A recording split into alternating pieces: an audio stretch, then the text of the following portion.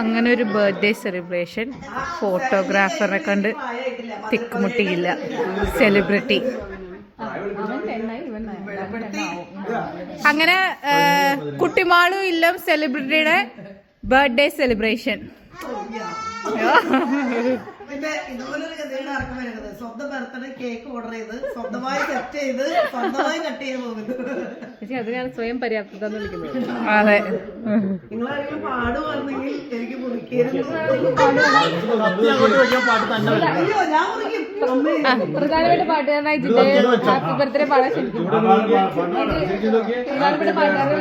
Happy birthday to you, happy birthday to U.